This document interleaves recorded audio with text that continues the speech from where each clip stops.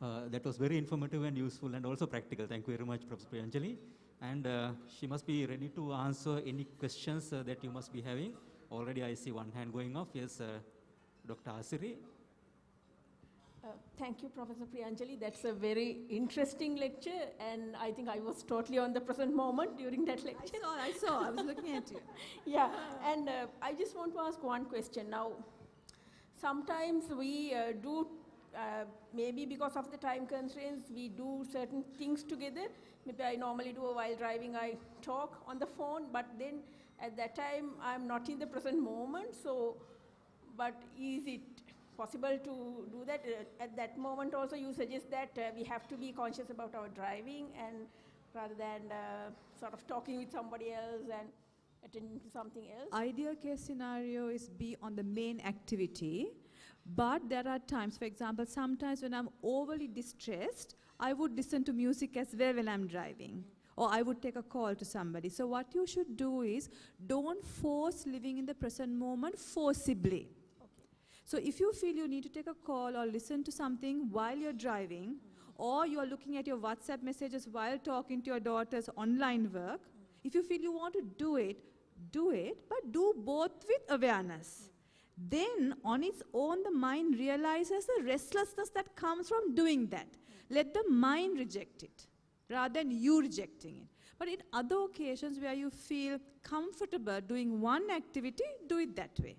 So there's no force here. It should be all done with gentleness. Yeah. And the other question is now, when you said that when listening to a lecture and if the mind is wandering around, we have to bring it down and come back to the present moment. But I feel now when listening to the lecture, my mind connects with some other experiences that I have, and I dwell to think on that, and then I come into certain conclusions and get more understanding of the lecture also. So in that way, the mind wanders around, but then sometimes I just felt that it is also a necessity for us to understand. In fact, that is what we call cognitive mapping. So you need to, even in teaching we say, isn't it? When you get a thought, connect it with already learned facts.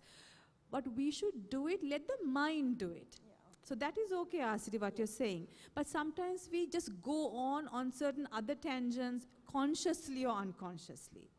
Let the mind make its connections. You will be amazed that Apple, Google, all those huge corporates, they train their employees on mindfulness. That is living in the present moment, particularly their technical staff. So that they are very much here and they see that their creativity is driven exponentially. Because while you're here, on its own, the mind makes neural connections with already existing information. They also can read people and suss out people on its own. So let it happen on its own, rather than doing it conscious. That is more powerful. Okay, one last question. And now when we consider early child development and when the child is developing, how and what we can do to instill these humane qualities in a child, and is it more powerful to practice it from that age group rather than we are practicing it when we become adults? Some young people are born with these tendencies. We have seen that in school, some children are more humane. Others need to be taught. Now, emotional intelligence is the whole dimension that includes humaneness, have to be taught at the youngest ages. So, for example, Singapore, that's part of their curriculum. I know that there were many endeavors to bring it to the Sri Lankan curriculum by Mrs. Rosie Seyanayaka, but it was not done for whatever reason. This is unfortunate. So we need to include this rather than at the university level. Now we are trying to do this at university when personalities are very well set. That is not easy. So you need to do it at this stage and then including mindfulness. The British system already teaches mindfulness in schools, but we don't do it. While mindfulness also stems from Buddhism, which is much part of our own culture. We don't do it, but other people in other countries already do it. So there's much to do on this area. Okay, thank you very much. Thank you very much for the clarifications. I think others may be having questions, but we have an issue regarding time, so we have to move on. Okay, yes, we will move on to the next lecture, the third topic of the symposium. The topic is an experience in integrating maternal mental health to the pregnancy care program. It's going to be delivered by Professor Sunit Tagampodi. It's my pleasure to introduce you, sir. Professor Sunit Agampodi is the founding and chair professor of the Department of Community Medicine, Faculty of Medicine and Allied Sciences, Rajarata University of Sri Lanka. He is a visiting research scientist in Division of Infectious Diseases, Department of Internal Medicine, Yale School of Medicine. He is an executive committee member since 2017 in the International Leptospirosis Society, and also a lead epidemiologist in the Tropical Disease Research Unit since 2012, Faculty of Medicine and Allied Sciences, Rajarata University of Sri Lanka. He's a chairperson of Ethics Review Committee, Faculty of Medicine and Allied Sciences, Rajarata University. He was the director of Mental and Child Health Research Unit, Faculty of Medicine, Allied Health Sciences, Rajarata University. And Professor Agampodi served as the project director, WHO CRO TDR Implementation Research Training Program 2017, since 2017. He also served as a short-term advisor to WHO in 2015 for reviewing guidance on reporting of implementation and operational research. May I call upon Professor Agampodi to take. Good afternoon, chairpersons and other symposium lecturers. I think my topic is going to be easy if I can summarize my topic now after the first two presenters. What we have been trying to do is to incorporate all the evidence presented by Dr. Trudy and incorporate some of the things presented by Professor Priyanjali in our practice. So I will explain 10 years of experience trying to incorporate and generate evidence on maternal mental health in an area where self-harm and maternal suicide, not only maternal suicide, and suicide is very high. So what we have been trying to do in over last 10 years to incorporate clinical judgment and experience, what we have seen in our practice as in the field and also in hospitals with relevant scientific evidence, but with the lack of relevant scientific evidence for that particular area, context-specific evidence, and to incorporate this to patient values so that we can understand what they are going through and then provide with some interventions.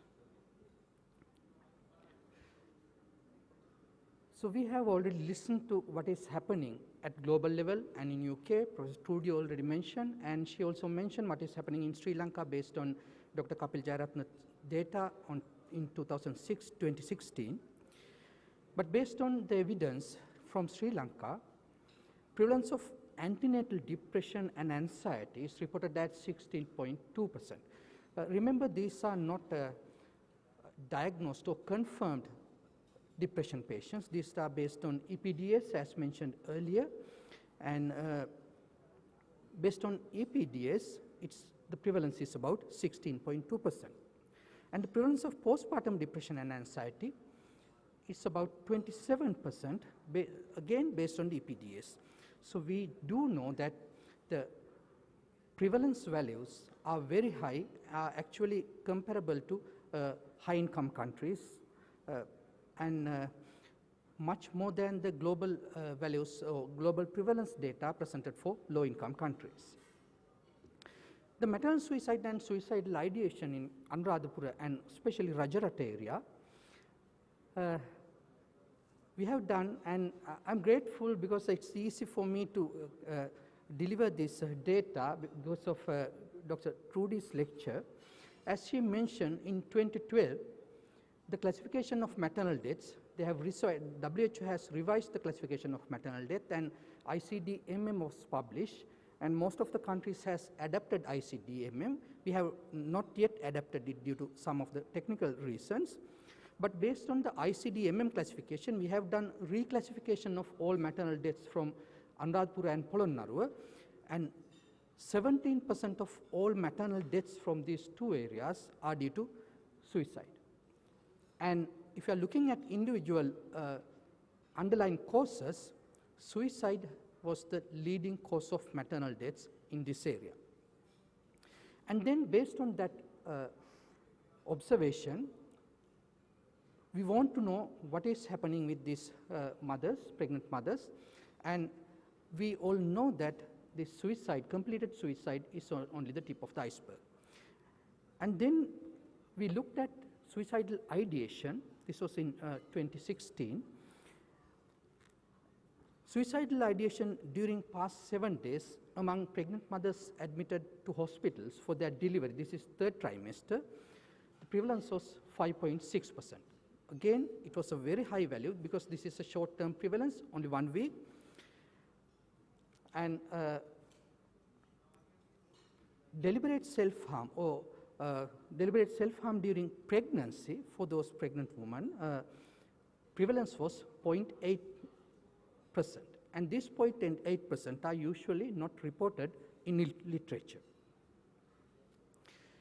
So we already know that we have a high prevalence of antenatal depression, high prevalence of postpartum depression, and high prevalence of suicidal ideation. And then we have seen through our work over 5-6 years in that area that different areas are reporting different level of self-harm and suicide rates in Anuradhapura. And then we did another study to see maternal mental well-being and also social factors associated with this maternal well-being, because when we were going through the data or when we were listening to these mothers who had suicidal ideation, it was obvious that more social factors are affecting them rather than medical factors. And through our investigations, we have shown that contextual differences are very high, and these associations, these differences in where they live and their family background and their social connection, it leads to self-harm more than depression. So based on all this evidence, based on about 7 years of work on maternal mental health and maternal mental well-being, we planned the Prajarat pregnancy cohort in 2018. Actually, the planning process started in 2018, and we initiated Prajarat pregnancy cohort in 2019, and the cohort is primarily around maternal mental health and social connections. So I'm not going to describe the conceptual model of this cohort because I think we are already running behind the time, but just to show you that the conceptual model, this model is not based on biophysiological model, but it is basically biopsychosocial model.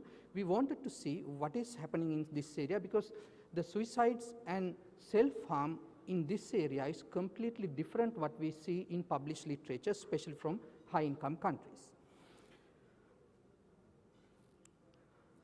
So what we have done, starting from June 2019, we invited all pregnant mothers registered in the public health service system or registered with public health midwives in Anuradhapura to participate in this cohort. And as soon as they are registered with the public health midwife, we invited them to a special clinic.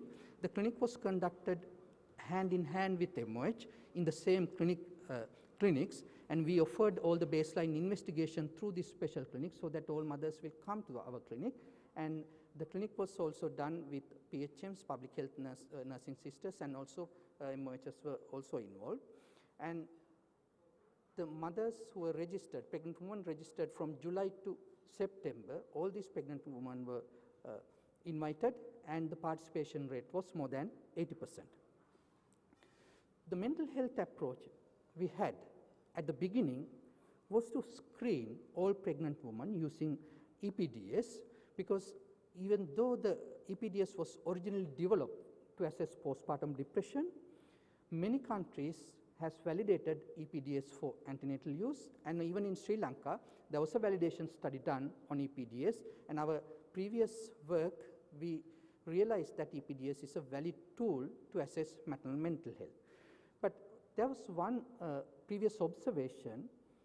We have seen that high EPDS does not necessarily mean depression, especially among antenatal, during antenatal period, but it also shows a very high anxiety component, which is a part of antenatal mental health rather than having depression. So we plan to have this EPDS, the assessment was done between 8 to 12 weeks of gestation, and then it was followed by, if it is high, the EPDS score is high, it was followed by a clinical interview and screening for moderate to severe depression by a MBBS qualified doctor in the same clinic. And the screening process was done using ICD-10 criteria. And if the mother is screening positive, we referred the mother to a psychiatrist, because the group, the cohort group included an obstetrician and psychiatrist. And screening negative mothers, we had a routing, I'm sorry, there was a spelling mistake.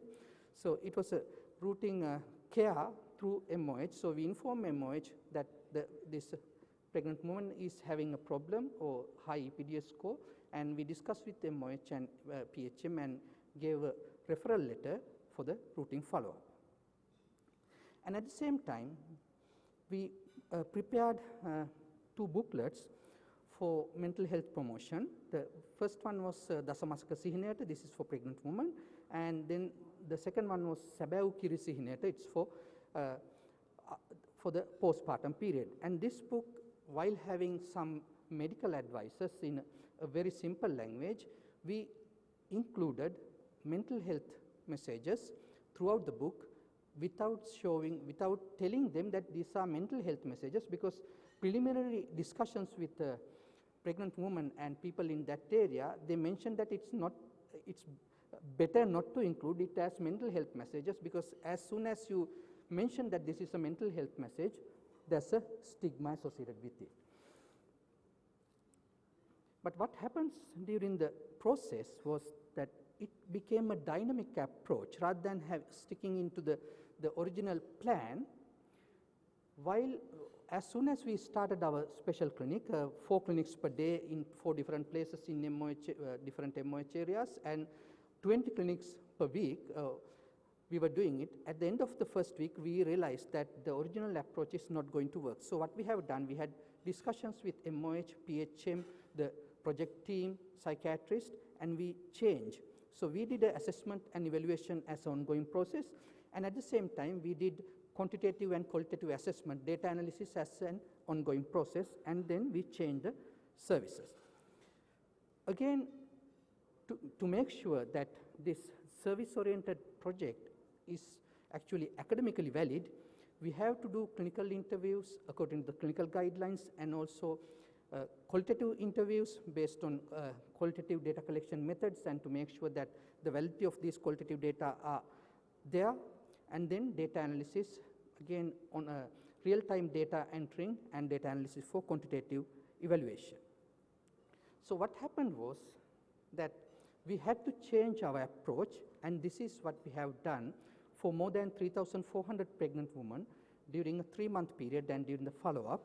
So we screen all pregnant women with EPDS, and then those who are having high EPDS scores, more than 10, and all those who are with self-harm ideation, they have undergone a short clinical interview and then screening for moderate to severe depression.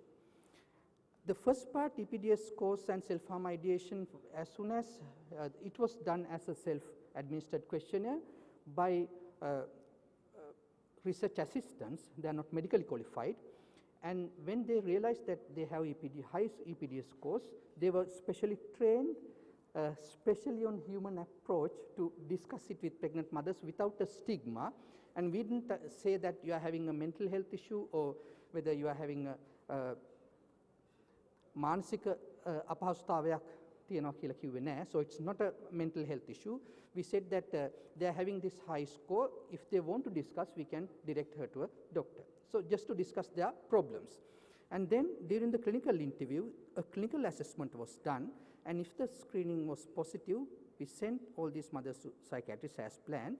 But screening negative mothers, what we have done was we developed another simple discussion to discuss what they are going through, to discuss what is the problem and what are the underlying problems, and based on the the qualitative data and through the data generated through clinical interviews, we had different interventions then and there. So because there were a number of pregnant women, around 30, who are having severe financial difficulties, and high EPDS score was purely due to these financial difficulties. So we had an internal mechanism to provide financial support, and also we got the help from social service department and many others for this component. And then we provide them a contact information, a person who can talk to if they are having problems and if they feel distressed. And this number was actually part of our project number, and that particular telephone number, during that 9 months period after that, about at least for a 6-month period, every day we used to get calls from pregnant mothers explaining their problems, or sometimes just to discuss that they feel alone and they feel that they need to speak to someone. And then advice on minor ailments, we had to do that because I will show you the data, quantitative data. During the first trimester, the highest number of pregnant women with EPDS is due to minor ailments, not actually due to severe mental health illnesses. And again, during this period, if we suspect a risk, even during this counseling session and follow-up sessions, we refer this pregnant woman to a psychiatrist. So this is what we have observed or encountered during this period, starting from July 2019 up to now. We had 760 mothers, pregnant women with EPDS score more than 10. And you can see the prevalence is 23.8%, and if you are having only a medical intervention system, it's going to be really difficult for us to manage this number. And among them, 283 had self-harm ideation, and among this 283, another 150 were actually having suicidal ideation. And 52, we assessed the happiness about their pregnancy separately, not EPDS, but there was another question. 1.8% of all pregnant women, so 52, were not happy about their pregnancy. And then there were 242 who were having, from 768, there were 242 who were having EPDS score more than 14. Why this more than 14? Because it's not the recommended threshold for depression in Sri Lanka. During the first month, when we were analyzing, doing clinical interviews, and when we were referring these mothers, we realized that during the first trimester of pregnancy, EPDS more than 14 is not actually showing any clinical or psychiatric illnesses. So therefore, referral was not done for the second component for those who are having EPDS score more than 40. And that's why we said that, I said that this was a dynamic process. And those, the first 72 mothers where we had clinical interviews, the high EPDS, so those who had high EPDS and suicidal ideation, most of them, they directly attribute their problem to nausea and vomiting in pregnancy, 29%. And then there were other things like unplanned pregnancy, lack of household support, financial problems, and family conflicts. And these family conflicts, some of the family conflicts were actually very severe. We can't, there were a lot of problems, and we had to take a lot of time to listen to them. And when we look at the anxiety component, because EPDS score, when we, again, the quantitative data, when we look at EPDS scores, we observed that more than 90% of high EPDS score are actually due to the 4 questions which are on anxiety. So anxiety component were associated with past experience of disrespectful maternity care, previous miscarriages, stressful working environment, fear of fetus affected by genetic disorders. So these are not diagnosed things, they are just fears, and unplanned pregnancies, as I mentioned above. So I'm not going to go through these codes, but there are various explanations to show that how these pregnant women are going through this pregnancy without having a mental support, but not having a mental illness. Since the cohort was a population-based cohort, and we were doing it as a cohort, we could calculate the incidence and the population attributable risk. in this cohort of pregnant women, more than 3,400, the population attributable risk of underlying causes of high EPDS, we realized that 29% are attributed to nausea and vomiting. So if we have a way of addressing minor ailments in pregnancy which are not considered as medically as illnesses, these are not, again, nausea and vomiting, these are not hypergravidemia that we treat in hospitals. So these are very minor nausea and vomiting episodes, but still it is affecting their mental health status. And unplanned pregnancy accounted for 24% of these problems, and in the total population it was accounted for about 1/3 of pregnancy. And there are things like smoker at home, having anemia, and some few other things which are having a minor involvement. So what we have observed during this period, we can use EPDS for maternal health, maternal mental health screening, but the threshold of 10 is not actually providing us good evidence on maternal mental health problems. But so EPDS scores 10 to 14 rarely had mental health issues. So we might have to think about different threshold values if we are using EPDS during antenatal period. And then most of the mothers who had high EPDS scores were relieved with simple counseling and support at primary health care level. So just listening to them for 5 minutes, discussing them that these minor ailments in pregnancy is common, and there's not going to be any major effect on the baby, and also helping them financially. So these type of simple interventions, this majority of the pregnant mothers, their anxiety symptoms were relieved through this type of interventions. And very few had symptoms of moderate to severe depression, but one of the problem we had was, of the referrals we have done, those who had moderate to severe depressive symptoms, only 23% were attended, or only 23% met the psychiatrist, because we were following them up and trying to call them and explain them. But because of the stigma associated with going to psychiatric clinic, they were refusing to go to a psychiatric clinic. And again, I'm happy that Professor Priyanjali was talking about mindfulness for most of the time. I think to handle maternal mental health, we have to have a mindfulness-based intervention, not only for pregnant mothers, but also for care providers, to make sure that we understand when we complain something, we have to understand that they are not only complaining about medical illnesses, but about their problems they are having at home, which can affect their mental health status.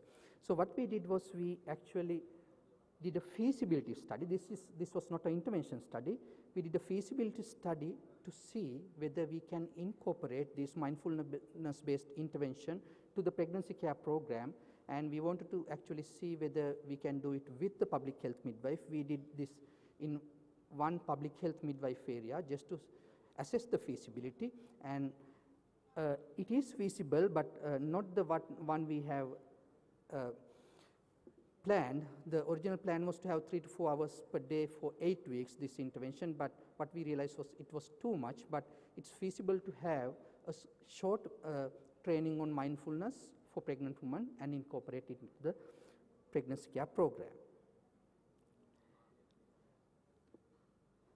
So with our experience, first about 6 to 7 years generating evidence and understanding the causes and underlying situation in Anuradhapura and Rajarat area, what we think is that we have to first optimize the available services. Now we have a wonderful public health system, and we have public health midwives. Most of them, majority of them are well aware of what pregnant women going through, and they can be easily trained on short-term counseling or just reassuring mothers if they are having a problem. We really feel that early screening for maternal health problem is a requirement, because if we are not doing a systematic screening, we might miss most of these pregnant women with problems. These are not psychiatric illnesses, but with problems, but they might ended up with having self-harm or suicidal attempts. And then appropriate tool for screening. We believe that EPDS is a good tool, but the interpretation of EPDS tool, we have to train our health staff and also to look at different components and then take the decisions. So public health staff or primary health care staff, if we can train them to be attentive, just to listen to mothers and to help them, most of them are doing that, but we have to do it as part of the system, it will help and it will improve maternal mental health status. And then we do have maternal mental health promotion program through Family Health Bureau and also our mental health unit, but we have to incorporate this and to make sure that it is happening at ground level, not only at policy level, but it is happening at ground level. And it cannot be done only through our health system. We have to have a integrated approach, because if we are not able to provide the social support and financial support some of these pregnant mothers are going through, we will not be able to improve their mental health status. And then to do all these things, again, we have to look at the available guidelines and policies and then develop or improve those guidelines and policies so that we can help these mothers and pregnant women in this area. And we will be generating more evidence on the postpartum mental health status. Now the whole cohort they have delivered, but we are following them up, and we might be able to share our experience with what is happening after the delivery. Thank you very much. Thank you, Professor Hagampodi. Are there any questions to for Dr. Hagampodi? Explore the intervention which is like more family based rather than the mother based. What's your idea about that? Actually, one of the main hypothesis of the cohort was that most of the mental health problems are not mother based, but it is a part of the society and the family. So that part is not analyzed it, but we had a larger component on social cohesion, neighborhood cohesion, and then social capital, and that is going to be be one of the main area of intervention that we are proposing after the analysis, because we already know the previous work by Dr. Thilini Hagampodi, we already know that there's a major component by the family and the society.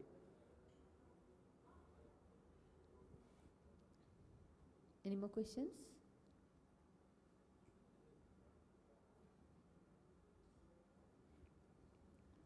Sir, I am a MOMCH Kalutara. I have a diploma in psychiatry. The thing is, nowadays the practicing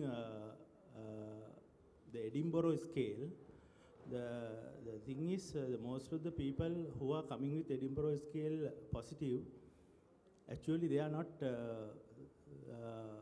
depressed or near suicidal. Yes. So the thing is, I think it has to be reviewed and put a good scale. And other thing is, these maternal blues are actually we are not treating with psychiatric drugs. Actually, it's a psychological part is the most important one. So it is not clearly and correctly dealt with current day setup. Exactly, and thank you very much. I agree, not 100%, actually 200% with you. EPDS, high EPDS score, as I mentioned, is not indicating, at least what we have seen in our cohort, and as he explained, it's not showing depression. So the detailed analysis shows anxiety contributing to high EPDS scores. And the anxiety part is actually due to day-to-day life and minor ailments and some other things. As you mentioned, it's not a mental psychiatric illness, it's part of the social problem. So we have to discuss this properly, understand this properly, and the interpretation should be done properly rather than overburdening our mental health system. Psychiatrists, we know that we are having a problem with number of psychiatrists in this country. So rather than overburdening them, we have to train the public health staff to analyze it at primary health care level or at clinic level, and then select and send, do the referral only for those who need that. But if you are thinking about the maternal mental health, the majority will be those who are not having a psychiatric illness but having some other problems, but it will ended up as having a maternal mental health problem, or in our society because we are not having training in, I think, emotional intelligence. So especially in areas like Anuradhapura and Polonnaru, the only alternative for them is to, you know, go for self-harm or do something like that. Okay, thank you very much. Thank you for sharing your experience. So I think it's time to end the session. Again, once again, I thank all three speakers for their excellent presentations and giving their contribution to make this event a success. Thank you very much. Thank you. And concluding this symposium, now I would like to invite our two chairpersons to hand over token of appreciation to the key speakers today, Professor Perinatal Desaiza and Professor Sunit Agampadi.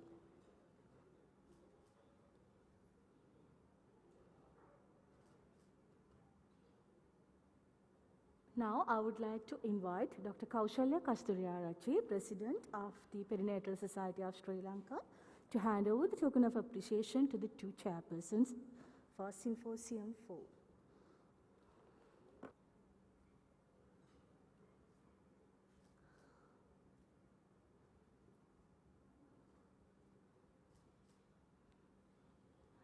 Thank you very much, Madam. Good afternoon and welcome to the post-lunch session of Day 2 of Annual Academic Congress of Perinatal Society of Sri Lanka. We are moving now, as per the agenda, to a plenary session on facility-based active management of third stage of labour. To chair this session, let me now invite Dr. Kaushalya Kasturiarachi, the President of Perinatal Society of Sri Lanka, to please come on stage.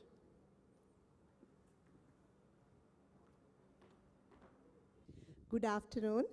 Our next plenary session would be by Professor Andrew Weeks.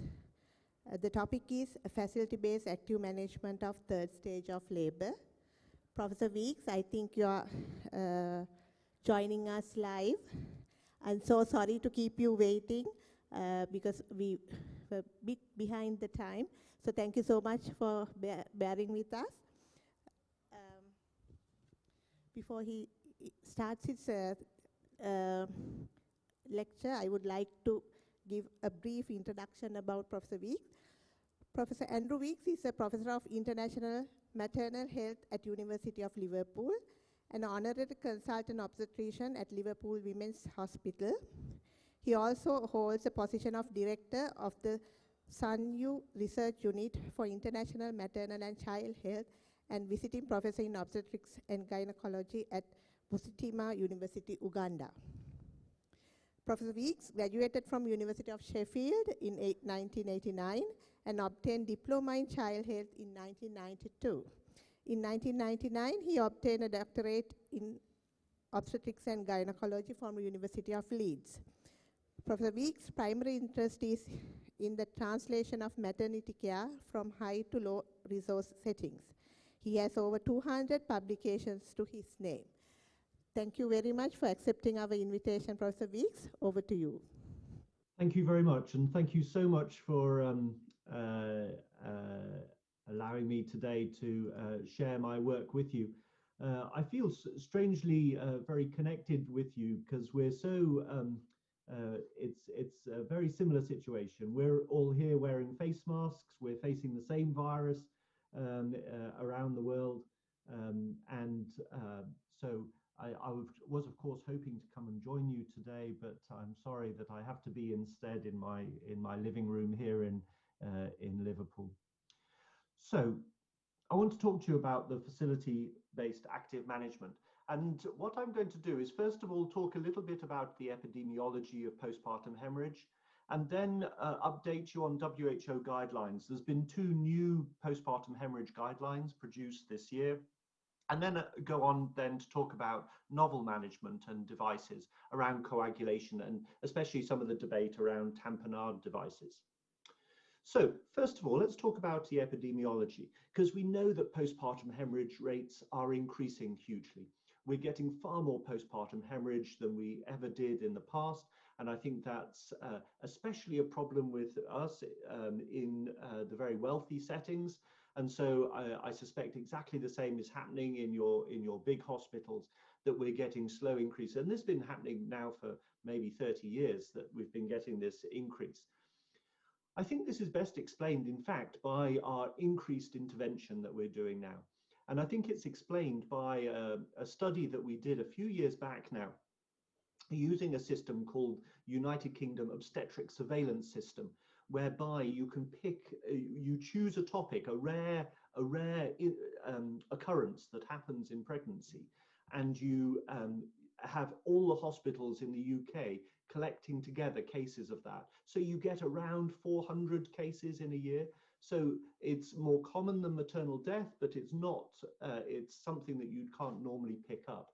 And a few years back, we did it on massive postnatal transfusion. So what we got was women who'd had transfusions of over 8 units of blood in the 48 hours after giving birth. Now, of course, that's a huge amount of blood, and only happens with really torrential hemorrhage. And these are women who would have died in many settings if that blood hadn't been available. But what we did then was to divide them into 5 different groups, according to whether they had uncomplicated vaginal births. This is, they just came into labor and they gave birth normally, or they had complicated vaginal. They still gave birth vaginally, but they maybe had diabetes, maybe they had hypertension, maybe they just had an epidural, or they were induced, something like that, or they had forceps or ventouse, or they had sections, either elective or emergencies. And then we also classified them according to what the underlying cause was. And 2 very interesting things come out of this. Firstly, you can see that this is the group actually that most of the research is done, these completely normal, healthy women. And you can see that, as we know, atony makes up the majority of the hemorrhage in this group, and then there's some which are due to trauma. However, as the births get more and more complicated, actually atony makes up less and less of it. So by the time you get to emergency cesarean section, these are the accretors, these are placenta previas, these are abruptions. You've still got some traumas there, but here's uterine rupture. In the elective section, this is all placenta accreta. And so you can see that whilst we talk a lot about atony as a cause of postpartum hemorrhage, we're actually largely then talking about this uncomplicated vaginal birth. And if we're going to treat postpartum hemorrhage well and prevent mortality, we need actually to be looking very carefully at how we deal with these emergency cesarean sections. And of course, the more invasive we are, the more cesarean sections we do, the more of these problems that we get.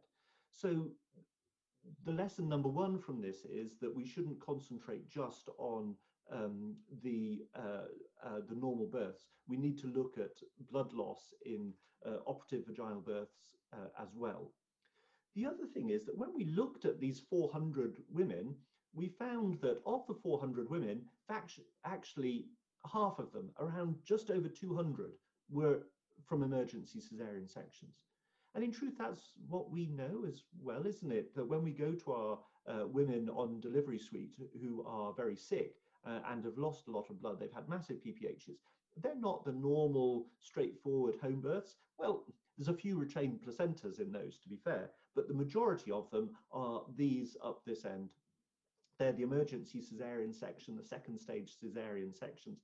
Actually, these uncomplicated vaginal births, although they were the majority of the women delivering in the UK, actually they only made up 3% of these big bleeds. So if we're really going to tackle postpartum hemorrhage, we need to sort out bleeding at cesarean section, not be just talking about the 3rd stage of labor. Do we give oxytocin, or how do we give the oxytocin? How do we do controlled cord traction and that? That's not really the big problem when it comes to mortality. The problem is with the interventions that we make. But you've asked me to talk about active management of the third stage. So let me keep to what I've been asked to talk about. And let me talk about the two WHO guidelines which have come out this year during the pandemic period. One is on the routes of oxytocin. If you're going to give oxytocin prophylaxis, how should you give it? Should you give it intravenously or should you give it intramuscularly? So actually, it's widely accepted that we should be giving for prophylaxis of PPH oxytocin. And I think pretty much every guideline in the world says that. In fact, the evidence has been okay, but it's not been great. But actually, just this week, this new study has been published, and you can find it online. There we go, first published 10th of December. So it's only just come out. We've been waiting for it for some time, but this is a study of 6,000 women who had postpartum hemorrhage prophylaxis, and they used intramuscular oxytocin or symptometrin, which of course is oxytocin plus ergometrin, or carbetocin, the long-acting oxytocin. And they compared the three of them, high-quality study, double-blind study. And in fact, what they found was that the three of them almost identical, except for the ergometrin, which gave side effects. In terms of efficacy, the amount of blood loss with the three was the same. The strength of them was the same. And so oxytocin had the fewest side effects. It's low cost. And so oxytocin remains the number one for prevention of PPH. Carbetocin, the long-acting oxytocin, is exactly the same efficacy as oxytocin, and that fits with another big WHO study which has recently been done comparing oxytocin and carbetocin, showing that they're both the same as effective as each other. Ergometrin, if you combine it with oxytocin, it becomes symptometrin. It was equally effective, but you got more vomiting. Something like a quarter of all women given it had nausea, 17% had vomiting. So it's 12% had high blood pressure. So when you're giving it to otherwise completely healthy women, you get no benefit in terms of efficacy, but it has far more side effects. They didn't address misoprostol in this, but we know that misoprostol from previous study isn't as effective as oxytocin. It has quite a lot of side effects in terms of high blood pressure, high temperature and shivering, but it's cheap. And you can put it in your pocket, it's heat stable, and you can take it as a tablet. So in those situations where you've got a bad cold chain or where you don't have any alternative, then it's better than nothing. So what does WHO say, which is new about this? Well, it says the use of oxytocin, if you read at the bottom here, is recommended for the prevention of postpartum hemorrhage in all births, and that's straightforward. But in situations where women are giving birth vaginally, when they already have intravenous access, you should give the slow administration of 10 units of oxytocin intravenously is recommended. So what they're saying is that if you have an IV line up already, then give oxytocin intravenously. Now, why are they saying that? Why are they saying we should be starting to give oxytocin intravenously? Well, it's due to a number of studies, but this is probably the best of them from Dublin, where it was a double-blind randomized trial of intravenous versus intramuscular. And they had over 1,000 women given it by those two routes. And if you looked at those who were given the drug intravenously, there was slight reduction, but not statistically significant in the blood loss at 500 mils. But at 1,000 mils of blood loss, it nearly halved the amount of women who had 1,000 mils of blood loss. It over halved the number of women having transfusion.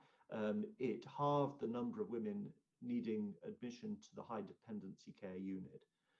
So actually, it had great benefits over the intramuscular. But remember, WHO say only give it in women who have intravenous access, and that's because it's specifically in this study they looked at the comparison of higher risk versus lower risk, And the high risk actually were only induced and primates. They weren't that high risk, but in the higher risk, it had benefits, and it didn't have any benefit in the low risk. So what WHO are saying is that if you've got a woman at higher risk of PPH, and that's largely the women being induced, then you should be giving your oxytocin intravenously. At the end here, I've put that the hypotension rates were the same in the two groups. And that's interesting because there's been a lot of concern about hypotension related to giving oxytocin intravenously. And that comes from a number of studies. But look, and it's interesting that they found no difference because they did the blood pressure. They did blood pressure in absolutely everybody after 5 minutes of giving the drug. But if you look at studies where you give oxytocin intravenously, here you can see the blood pressure suddenly drops almost on the end of your needle. As you give it, the blood pressure falls and then it bounces back up to normal again. So this is, look at this, this is 3 units, 3 units, so such a tiny amount of oxytocin and given quite slowly, over 15 seconds, but it's still got this big drop in blood pressure.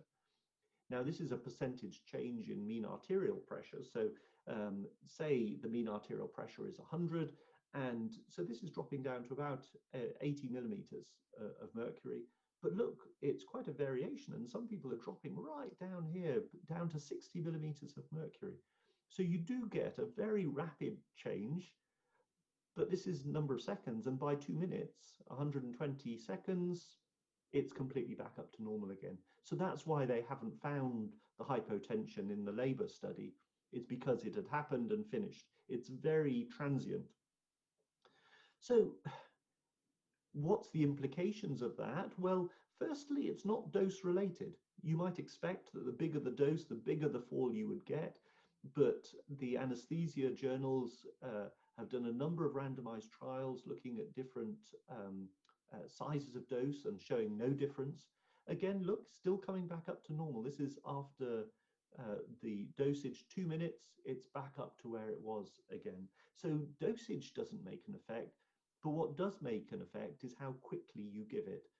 And here's a randomized comparison again of giving 5 units as a bolus, and you see the drop, you see it coming back up to normal by 2 minutes, but giving it over 5 minutes has no effect.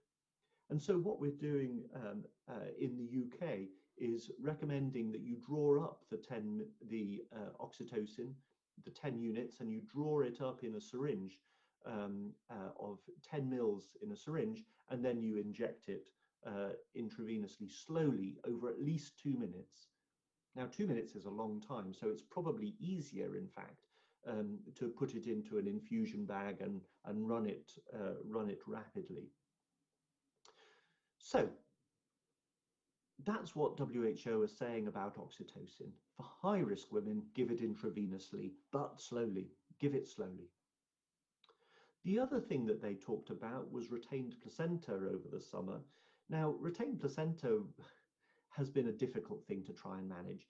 In some ways, it's simple because we know with a retained placenta, you just go to theatre and you remove it.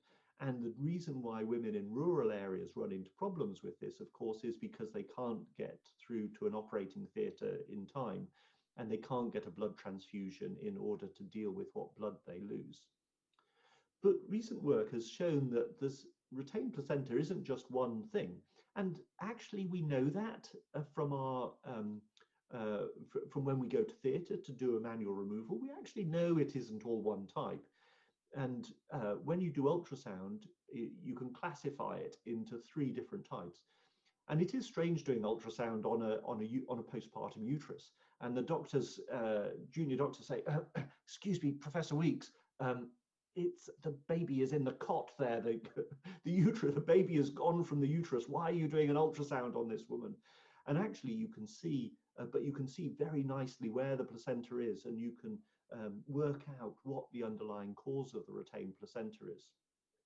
And you can see 3 distinct types. So this is the most common, so-called placenta adherens, where what you've got is the placenta is still inside, high up on the uterus. And you know, these are the types where we classically use the on the surface of the hand to slowly strip off the placenta. And what you've got there is the majority of the uterus is contracted, but this area behind the placenta has failed to contract. And of course, as soon as this area contracts, it will shear off the placenta, it'll stop the bleeding, and the placenta will be expelled. But that area has failed to contract, and therefore the placenta still sits there, the same as it has done for the last 9 months.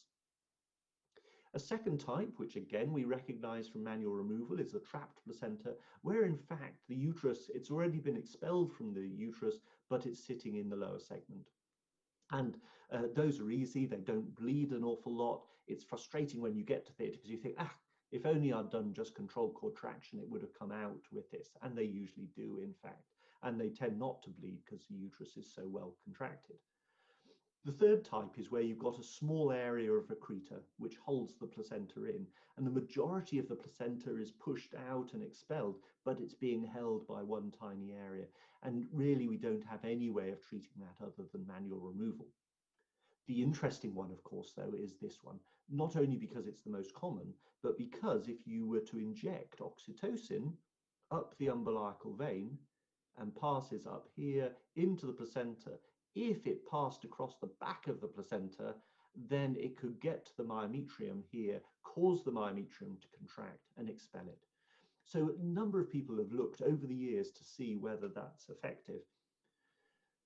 What WHO say from its latest guideline is that it's recommended only in the context of research. So don't bother doing it. Really, there's been a lot of research now over the years looking into whether umbilical oxytocin is effective, and really it isn't. For those of you who know a little bit about meta-analysis and forest plots, these are all the randomized studies done of umbilical oxytocin, and you can see these are the high quality studies. These are comparing oxytocin, injecting oxytocin versus injecting just saline. So these are double-blind studies here, and you can see loads of them been done over the years. Some of them had shown effect, but most of them really not shown much effect. Caroli in 1998 said, right, I'm going to put an end to this. There's been so many different studies and we don't know whether it works. So decided, did a big WHO study then. That was the biggest study at that stage and found no difference. However, the debate continued and there was a suggestion that the dosage used was too small and that it wasn't injected correctly. So I repeated the study. This is now 10 years later. We repeated it with using much larger numbers of women, and despite using high doses of oxytocin and using a technique where we threaded a catheter down through the umbilical cord, we found absolutely no difference. So WHO suggests that it's not worth using except in the as part of research. So finally, I want to come on to novel management and devices. What's the latest thinking in postpartum hemorrhage? Now, a lot of this revolves around coagulation management. Now, I think we all know the woman study, which was published now 3 years ago, in which tranexamic acid was compared to placebo. This was a huge study in 21 countries. I'm sure that many of the Sri Lankan hospitals were part of this study, and they found that giving tranexamic acid to women who had postpartum hemorrhage reduced the death caused by the bleeding. It also reduced the number of women needing laparotomy for bleeding, but you needed to give it quickly. So tranexamic acid, I think pretty much everybody around the world is now using for postpartum hemorrhage in addition to uterotonics. So you give uterotonics, you also give tranexamic acid 1 gram at the same time. But it's actually something slightly different, which has changed our practice in Liverpool a great deal. And that's this, the thromboelastogram. Now, this is a way of doing bedside assessment of clotting. Now, many of you will remember, well, maybe I'm getting old because my seniors always used to say, I remember when we used to, but I remember working in Uganda 20 years ago now, and we would use the bedside clotting test. So you'd put in the just blood into a plain tube and tip it up and down to test for DIC, to see whether they were developing disseminated intravascular coagulation. This is a very similar technique, but what it does is to put blood into a small pot, and then you've got a pin which goes down. The pot then starts to move, and you see whether the wire moves as well. If the wire starts to move, then you get changes on a graph, and then as it forms a clot, the wire and the moves along with the tube. And you get a graph similar to this, whereby the pin initially doesn't move. This is time along the x-axis. It doesn't move, and then as the clot starts to form, so the pin starts to move, and it forms this this graph here. And then as the clot breaks down again, the movement of the pin reduces. And from the shape of this, and there's a whole number of measurements, as you can see, you can tell exactly what's happening. And so within 10 minutes of somebody starting to bleed, or somebody you're worried about, or somebody who's had an abruption and you're thinking, I wonder if there's she's starting to go into DIC, you can find out at the bedside and then give either fresh frozen plasma or freeze-dried fibrinogen, which is what we use. And this has actually transformed our care, because if you can get in early to the clotting problems, then you solve a lot of your problems. But where does most of the bleeding come from? And I wanted to share with you some fascinating work which has come out of Japan recently, where Japan, of course, is very high tech. And what they've been doing, amazingly, is doing CT scans, dynamic CT scans on women who are actively bleeding. And they're shown here in C. This is their paper summarizing it, which has just recently come out. And you can see when they're doing a CT scan, these are women who have failed to respond to many different types of intervention. They're still bleeding. And actually, they can pinpoint exactly where the bleeding is coming from. And I think when we thought of atony, we thought that the bleeding was generally coming from all the placental side. But in fact, what you find is that it comes from one specific vessel. And you can, because you do this both transversely and longitudinally, you can pinpoint exactly where the bleeding vessel is, a bit like this. Now, they've done 14 of these, and in the 14, they've pinpointed exactly where that bleeding vessel is. And here you can see the ones in the open circles, interestingly, are in the upper part of the uterus, and they're in the body. And if you do something like a B-Lynch suture or a Heyman suture, in fact, it deals with these very nicely. But they found a subgroup which especially occur after vaginal birth, where the bleeding points are not only in the lower part, this is in the lower segment. So this is the boundary between the upper and lower segment. So this is right at the top of the lower segment, but they're also lateral. And these are ones which often will fail with a suture, because the suture won't be able to get to these. And these produce quite a quandary for us. And of course, the only way to do it really is to get a Bacri balloon or some kind of a balloon tamponade into the uterus to compress on it from inside. Now, if you put, of course, a balloon high up in the uterus and inflate it, then you may find that it misses these. And these are the ones which probably are the failures of the Bacri balloon or of a balloon tamponade. So you may, in fact, need to lower your balloon so that the balloon is a little bit lower within the uterus so as to compress on these. Now, the balloon has created a lot of controversy over the last few years. This is a commercial balloon which many of us use and love, and it seems to work beautifully. However, there's this low-cost alternative, and this has been the source of some debate within the PPH community, because this is just a condom on the end of a Foley catheter, and potentially if you fill that with 500 mils, it should act exactly the same as this. And whereas this costs $300 US per device, this costs maybe $1 or $2.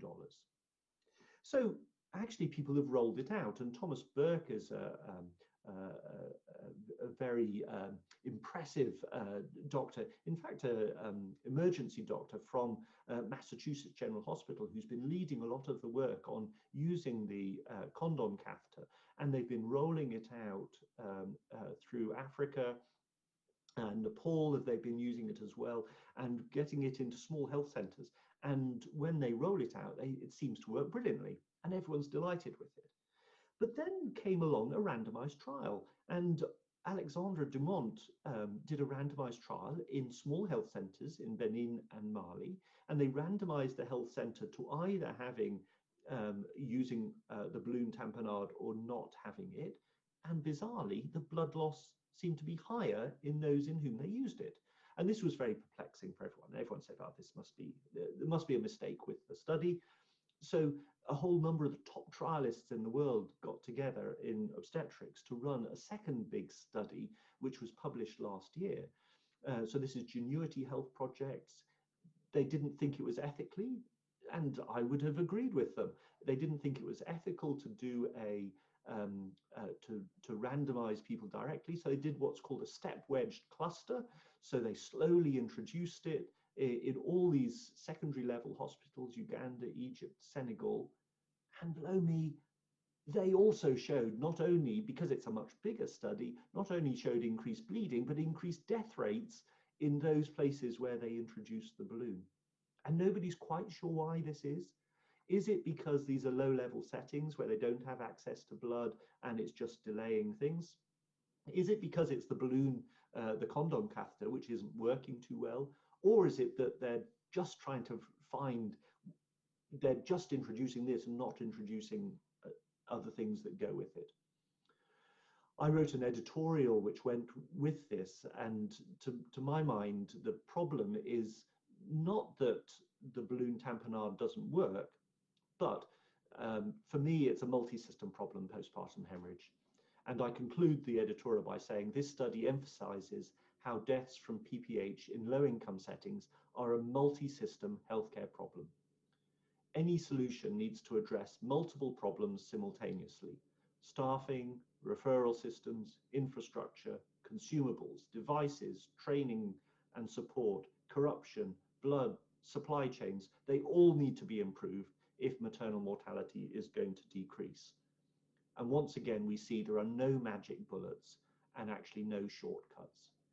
And what we find when we look around the world at different people's postpartum hemorrhage rates is that postpartum hemorrhage is actually a very good marker of a well-functioning maternity system. Because to reduce your PPH rates, you not only need good community care, which reaches right into the depth to the very poorest people, who are those who have high rates of anemia. You need to have good rates of intervention. And if you start to go down the way of many big private hospitals where you're ending up with 60, 70% cesarean section rates, then of course your PPH rates will be very high. So you need appropriate rates of intervention. You need rapid access to emergency obstetric care. You need good supply of drugs, supplies, bloods, a cold chain to keep your oxytocin in. And you need a good number of well-trained supervised staff. And that's what most PPH programs are doing now, are trying to produce bundles of care where all these things are implemented together. Thank you very much. Thank you so much, Professor Weeks, for that very informative presentation. Can we take questions? So right. Okay. Okay. Then that concludes the plenary, fourth plenary for the day. Thank you. We are now moving on to the next symposium. It's on early childhood development. And to chair that session, let me cordially invite Dr. Asiri Hewamalage, the Secretary of Perinatal Society of Sri Lanka. Good afternoon, everyone. I think we are seriously running behind time, and I apologize all the speakers who are joining us today in person as well as virtually for the delay we are experiencing. And I would now like to start this very important symposium on early childhood development. And we have 3 speakers today, 2 virtually, Dr. Aisha Yusufzai and Dr. Piara Ratnayaka and Professor Melissa Gladstone. So I would like to cordially invite Professor Piara Ratnayaka, the only in-person speaker today, to be present on stage. And do we have Dr. Aisha with us?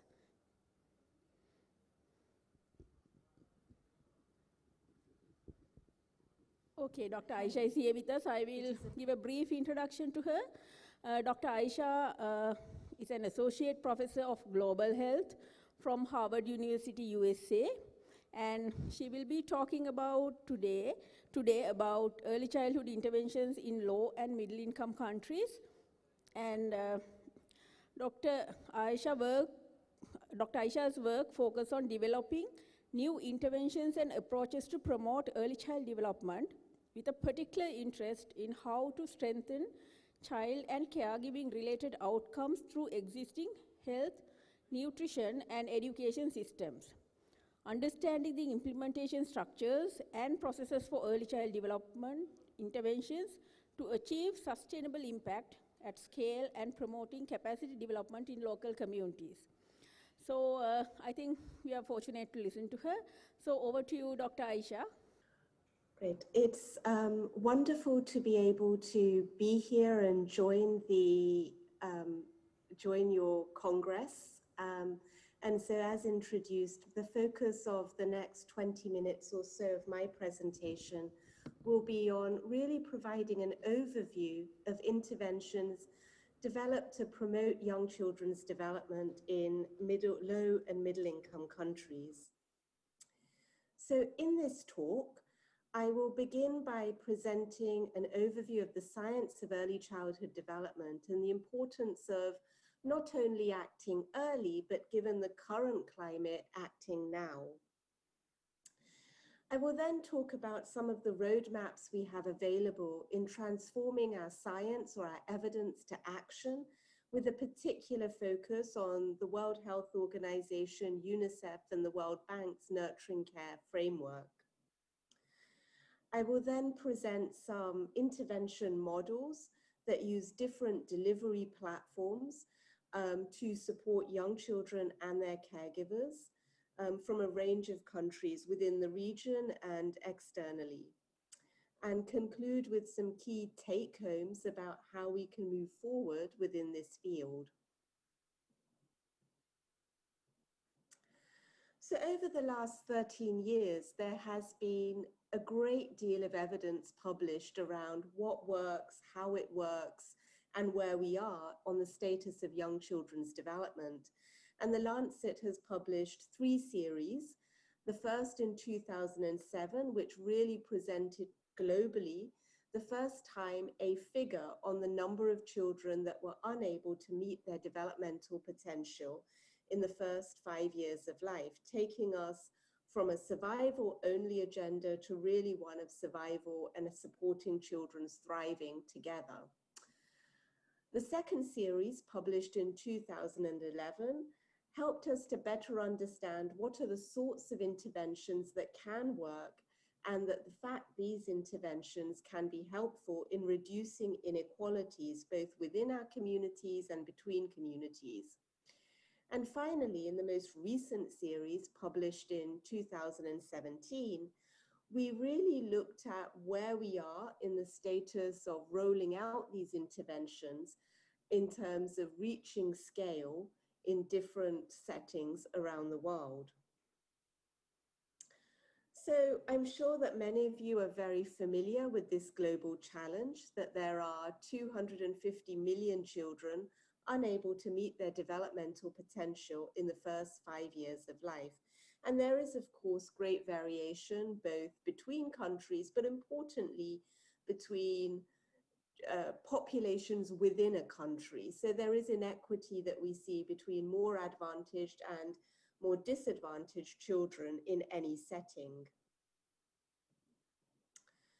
So there are 4 key strategies that we think about where we have gathered evidence from neuroscience, economics, and implementation research, which tells us about some of the guiding principles that we need to think about when designing interventions to support young children's development, as well as provide support to their caregivers.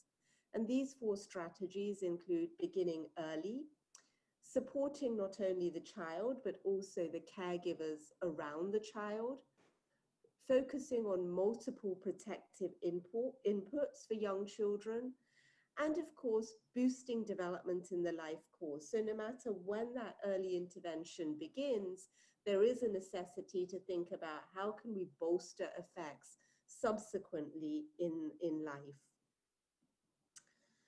So very, very briefly, the importance of starting early is informed by the neuroscience. We know that the brain development period, which is at its most rapid, is the first 3 to 5 years of life. We know this is a period where there is greater plasticity. And while we understand that that process of the development of the brain is a fairly robust process, it is informed and the map is laid out by our biology and our genetics. We also know that the shape or the quality of brain development is really formed by our experiences, our exposures to the environment, and the relationships. In other words, we need inputs externally to support the formation of healthy pathways for learning, for behavior, and for health, which have lifelong implications. And we know that within that environment, if children have more protective factors compared with risk factors shown by the green line, they have a more optimal developmental trajectory. Whereas when children have more risk factors exposed in their environment compared to protective factors, they have a poorer developmental trajectory that begins prenatally and continues through to adulthood, and that's shown here in the red line. But we know we can reduce that inequity by the provision of interventions that work, which is shown by the blue line. So the earlier we introduce these interventions, the more opportunity we give children to catch up developmentally. So we know that it's important to think about the needs of the child, but also to think about the needs of the child's caregivers. So it's important to think about inputs of good health, good nutrition, and good mental well-being of mothers. We know that in low and middle income countries, there is a risk of a high prevalence of antenatal and postpartum depression at approximately 15% and 20% respectively. And we know that when there is situations of depression, this is associated with not only poor outcomes for the mother's well-being, but also poor outcomes for children's development and for their growth and for their health. And we know that can also influence the adherence or the compliance that a mother may have to any intervention or any behavior change message that is introduced. Therefore, it's important to think about, when we're packaging these interventions together, what kind of levels of support we're providing the mother and more broadly the family.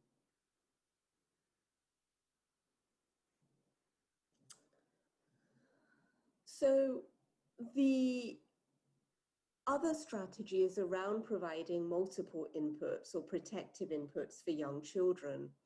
And this is critical because we know that the risk factors shown on the right of this slide are really multifaceted. There are biological risk factors that impact children's development, there are social determinants, and there are psychosocial determinants.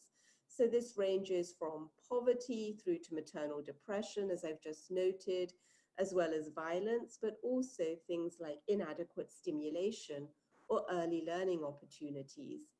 We know that in more disadvantaged contexts rather, children are not just exposed to perhaps one of these risk factors, but may well be exposed to several of these risk factors.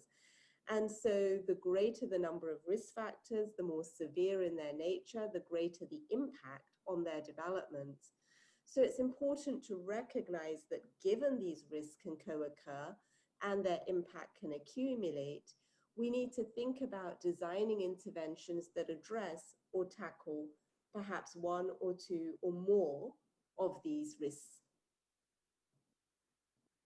So in other words, a more comprehensive package of support for young children's development pays attention to children receiving adequate health and nutrition from the first moments of life, which include optimal breastfeeding practices, ensuring that children have adequate access not only to enough food, but its quality and diversity.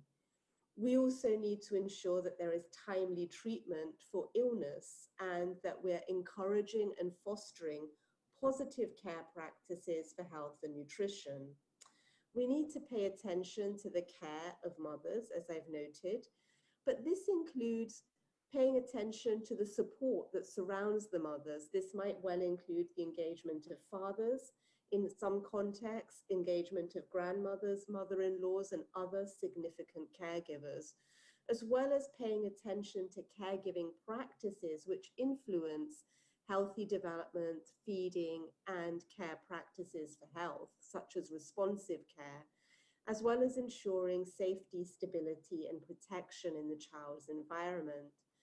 And where a lot of my research has focused is thinking about how early learning opportunities and the quality of interactions that children experience with their caregivers can be integrated into an environment of health, nutrition, and care.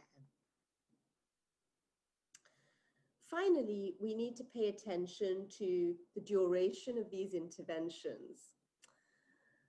We know that we need to take a life course lens.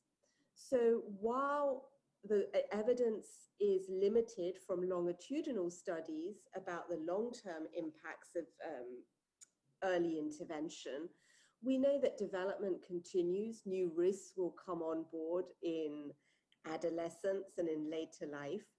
And so it's important to think about setting that foundation and absolutely beginning interventions early, but then thinking about where are the other windows of opportunity, perhaps when children are in school, perhaps when they're entering adolescence, where we might need to revisit and ensure that we're bolstering parenting practices or ensuring continuity of learning throughout the life course, and ensuring that families are supported with, for example, through social protection strategies and their other needs are met. So I think the key message is starting early, but boosting early interventions along the life course. So in 2020, we cannot avoid the fact that there is a crisis in care for young children, and that's a multi-sector challenge. The COVID-19 pandemic has disrupted not only the education of children around the world as a result of lockdowns and closures of schools, but also access and disruption to health services and additional stresses in families that are not only dealing perhaps with the direct implications of COVID, but also its economic consequences and hardships that come. And therefore, now more than ever, we need to ensure that our momentum on ensuring that all families and communities have access to adequate early childhood development support and their families have adequate support is absolutely going to be a priority in the coming years. So if we are to act early and we're to act now, what is the information we have that can guide taking those strategies, those evidence-based strategies to scale? And the Nurturing Care Framework was launched by the World Health Organization with its partners at UNICEF and the World Bank Group in 2018 at the World Health Assembly. It again emphasizes the importance of a holistic overview for young children, that they need good inputs of health, nutrition, as well as we should not be negating early learning opportunities, safety and security, and responsive caregiving, and that these things begin early, not just when they start school. But what is transformative about the Nurturing Care Framework is not just paying attention to the inputs of young children that young children need, but rather paying attention to the environments of care. So how do we optimize caregivers' capabilities? How do we empower communities to ensure that the environment around the child is optimal? what are the sorts of enabling policies that we need to think about that support services, support systems, particularly in this period of life, in the first 3 years of life, the health sector and health systems, to provide optimal services for young children's development. And enabling policies might include adequate breastfeeding policies, parental leave policies, as well as ensuring that families have access to high quality, affordable childcare services. So are we ensuring that there is enough protected budgets for young children's development? And there's been progress. There's been a rapid increase in the number of randomized controlled trials, not only from high-income countries, but many from low and middle-income countries, which tell us about the effectiveness of parenting interventions to support young children's development. And this year, in 2020, the World Health Organization launched its first global guidance on ECD, basically promoting and recommending that there was sufficient evidence or strong evidence for health sectors to integrate early stimulation into healthcare services, as well as responsive caregiving interventions into healthcare services, as well as tackling maternal mental health in healthcare services. All of these are designed to promote young children's development, and recognizing that health cannot do this alone, but it may require partnerships with education or partnerships with social protection. However, despite the growing evidence from randomized controlled trials, despite the evidence-based guidelines, we still recognize that there are very few scaled up national programs around the world. But there are examples of evidence-based packages of parenting programs that can be taken, adapted, and contextualized for different needs, different systems around the world. This includes the World Health Organization and UNICEF's Care for Child Development recommendations, which supports the integration of early stimulation or play and communication for children in the first 3 to 5 years of life, as well as responsive caregiving. It includes Reach Up and Learn, which is a structured curriculum promoting a variety of stimulation activities to support caregivers to give and provide for their young children, as well as the Filani Mentor Mother program. So these are open access available packages, but it is important to remember they will always require adaptation and tailoring to the needs of different populations and the needs of the health systems in which they are being integrated. So I'd like to move to illustrating 3 different models from low and middle income countries about the sorts of parenting interventions that might work. The first is from my own work in Pakistan, which looks at evaluating the effectiveness, feasibility, as well as the cost of integrating early learning or stimulation interventions combined with enhanced nutrition interventions for the first 2 years of children's lives, delivered by community health workers in Pakistan referred to as lady health workers. And we found that these interventions could be feasibly delivered when lady health workers were provided with adequate training and supportive supervision. And for children that received both the early learning intervention with responsive caregiving, there were benefits at age 2. This included their benefits to cognition, language, and motor skills, improvements in feeding practices, reduced childhood morbidity, specifically with regards to diarrheal disease, based on caregiver report, improved quality of mother-child interaction, and improved early learning opportunities at home. So there was a range of benefits that were seen. 2 years after the end of the intervention, we followed up these children at age 4. And we saw that some benefits were sustained, For example, early learning benefits and school readiness. Mothers were still benefiting from improved mother-child interaction and early learning opportunities at home. However, there are two caveats here. The first is the size of that impact was reduced. So over time, the benefits were fading out. You could start to see that fade out. And secondly, I think what was of great concern to us was that only 25% of our population in this particular part of the country had any access to either a formal or informal preschool or early learning care and education service. So while there were great benefits in the first 2 years of life, there were risks that then subsequently threatened continuity of those benefits. Again, highlighting the importance of having good transitions as children move from home environments to school environments, and as they transition from school environments into wider community environments. We need to be making sure that holistic interventions reach young children.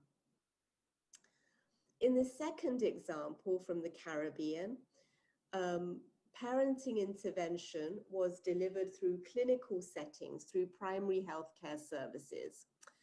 And these were 5 clinic visits at 3, 6, 9, 12, and 18 months. So parents came to the primary healthcare center during the time when their immunization visit for their young child was due. So it was during a well baby visit.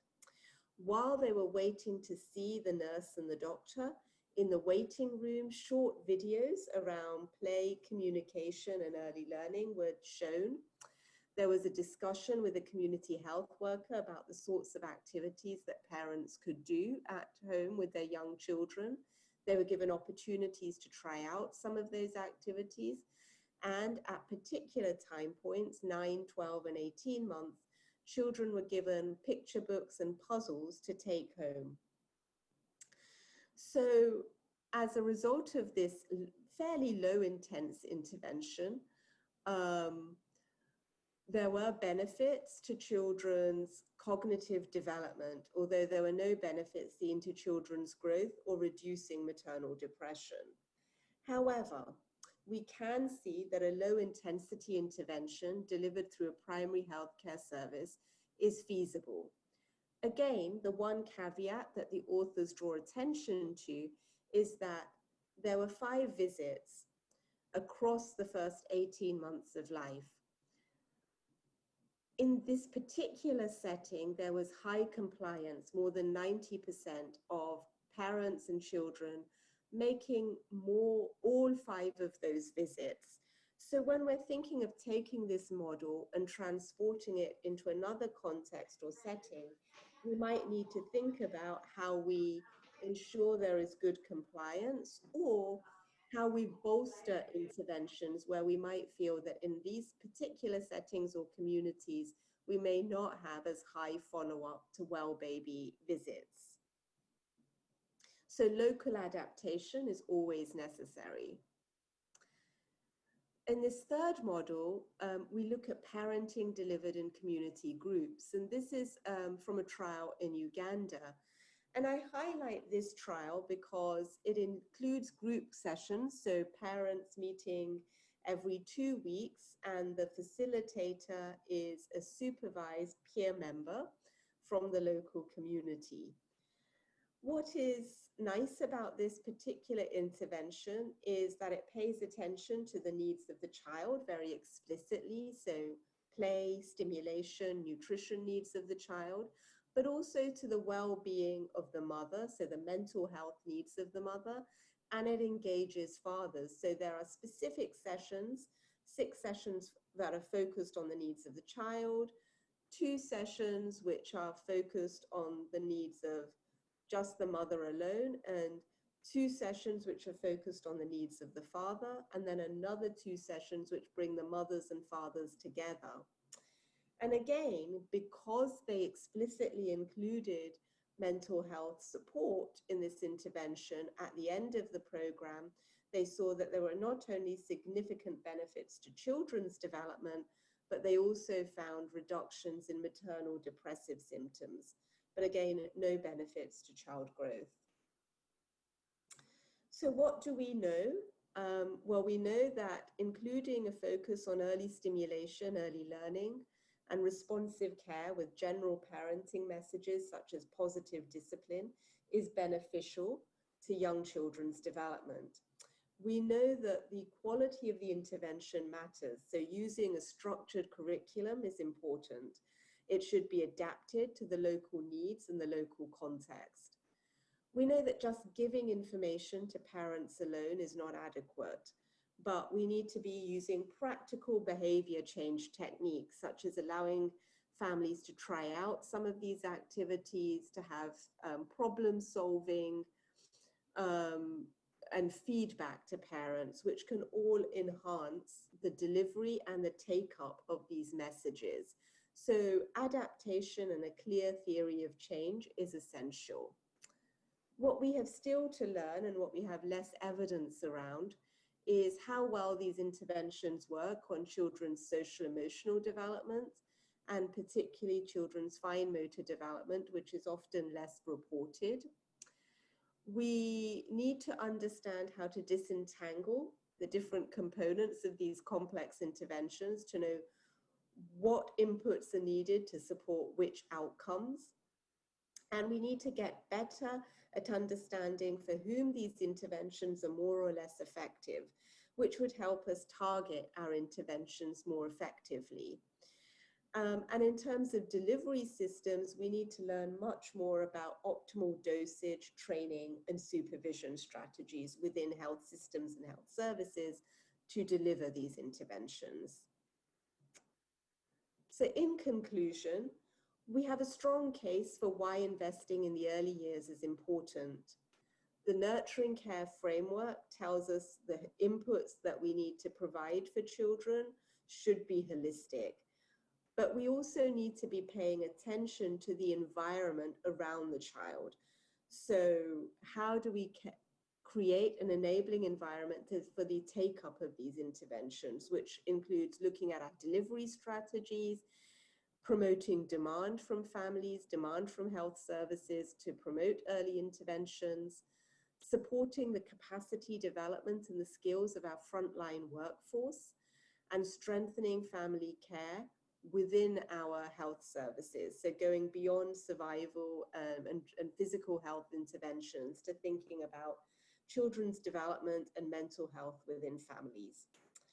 We also need to think about our cross-sector coordination. So partnership between government and non-government stakeholders, but also partnerships between health and adjacent sectors. Thank you. Thank you, Dr. Aisha, for that wonderful presentation. I think she's on live with us, no? Yes, okay. Yes. All right, okay. The floor is open for questions. Are there any burning questions?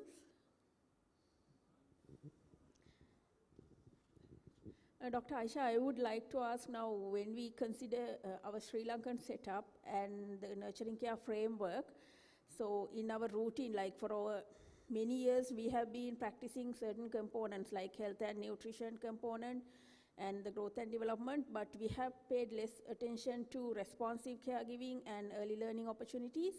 So in such a situation, now when we think of incorporating those aspects into the our system, do you think it is useful to place special attention in that area, or we should have it sort of all together at once? Because what we felt is that when we incorporate responsive care into our normal routine services with health and nutrition, the prominence given to that aspect is not much. So whether we want to have it as a separate program, it's a debate that we are having at the moment.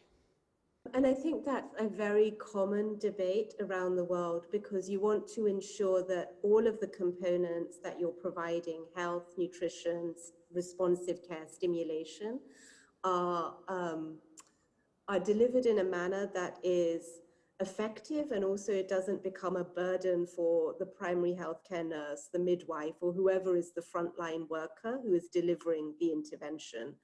So I think it's important to, first of all, do a mapping of which packages of combinations of interventions can work well together, and how many messages we're giving in any single contact, so that we can ensure that they are all optimally delivered, rather than maybe putting emphasis more on the one component or the other. And over the 2 to 3 years of the early life course, we may say, okay, perhaps the first 2 or 3 months, we actually just want to focus on some of the priority needs of young children, like ensuring a good start to breastfeeding, ensuring a good health inputs are taken up. And then we're starting to introduce responsive care and stimulation, maybe from 3 months, 6 months onwards. And so trying to figure out when to introduce these different components. The second thing I would say is, if we don't monitor and we don't hold people to account for delivery of interventions, so for example, we monitor immunization, we monitor growth, so we know that these components get delivered. If we don't have within our health system a way of tracking and a way of holding ourselves to account for how well we're monitoring early development inputs, then I think what tends to happen is those interventions drop off. Okay, thank you very much. There's one more question from Dr. Suranta. Yes, Aisha, thank you very much for that very informative lecture. I'm Dr. Suranta. So my question is, I want to, I think we want to know about the dimensions of how you provide early childhood development care, and what are the responsibilities,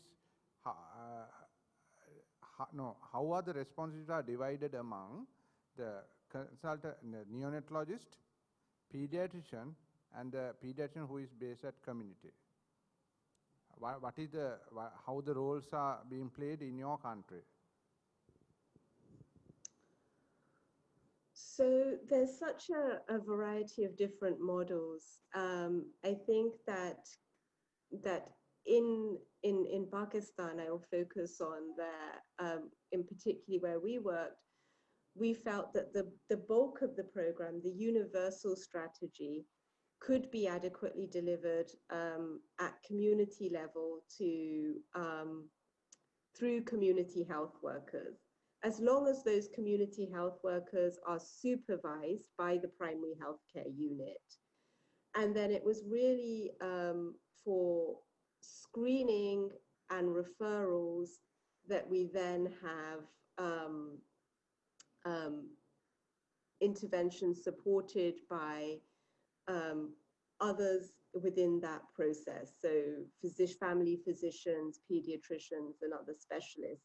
But given, depending on where children live and how much access they have to those specialists.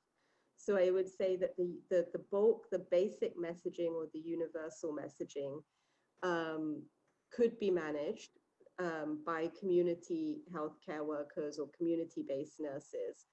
But you need to ensure that they are supported, and that referrals, screening, and additional or more targeted interventions could be at the level of the family physician, the pediatrician, and beyond. But I think that that's really critical to think about how your interventions are distributed. And the other thing that I would highlight here is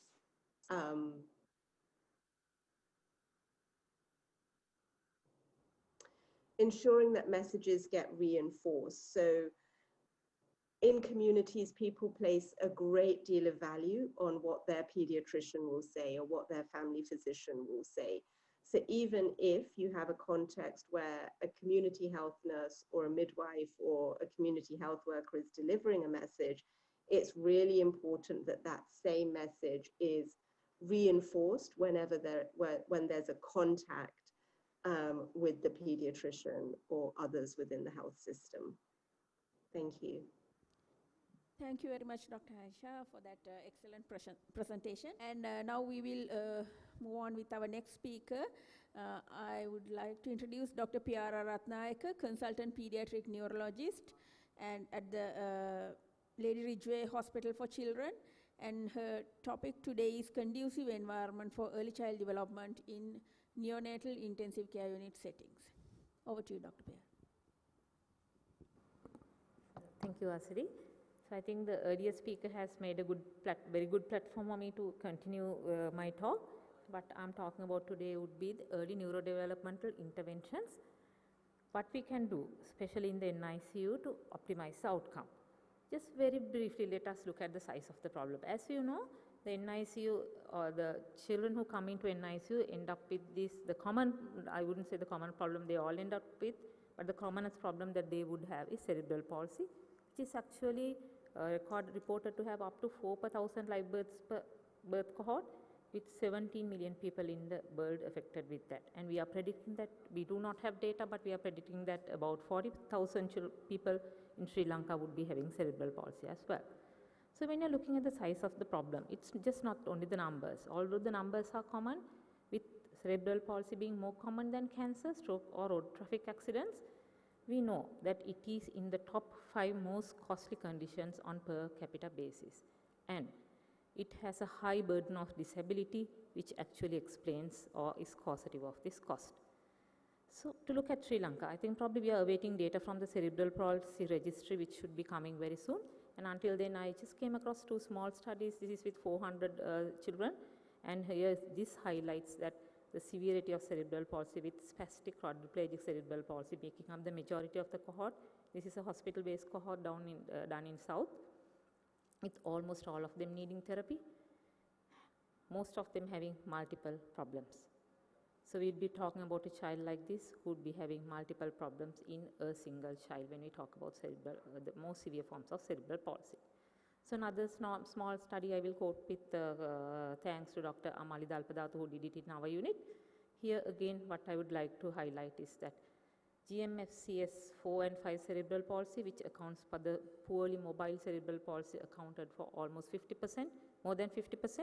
And if you added GMFCS 3, where again the mobility is limited, you went up to almost 80%. Quadriplegia, which is again severe cerebral palsy, made up 60% of this cohort. So we are talking about a lot of children with quite severe disabilities. So more on cost. Economic cost. Medical costs were 10 times higher for children with cerebral palsy. This is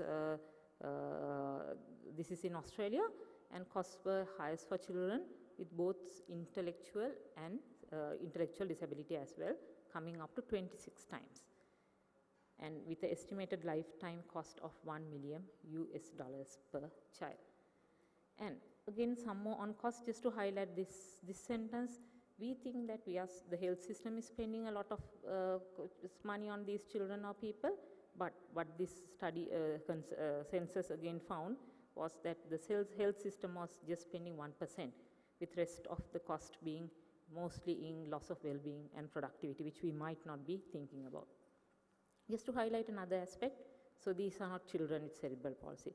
You can see that is age 85, 89, 90 plus, 65. 40. So many people live into adulthood with such a severe disability, adding to the cost aspect of cerebral palsy. One more aspect. I think the previous speaker spoke to you about the mental toll of being just motherhood. So this is the toll of being a mother of a child with a disability.